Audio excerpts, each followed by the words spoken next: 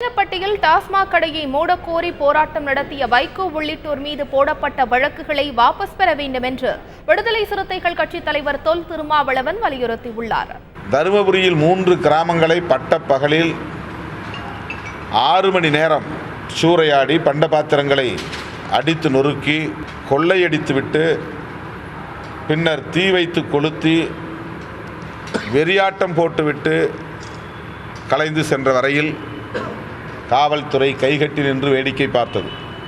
ஒரு டாஸ்மாக் கடையை மூட வேண்டும் என்று மக்கள் போராடிய போது கலிங்கப்பட்டியிலே கண்ணீர் புகை குண்டுகளை வீசியிருக்கிறார்கள், தடியடி நடத்தியிருக்கிறார்கள், வானத்தை நோக்கி துப்பாக்கிச் சூடு நடத்தியிருக்கிறார்கள் என்பதை நினைக்கிற போது வெட்கக்கேடாக இருக்கிறது.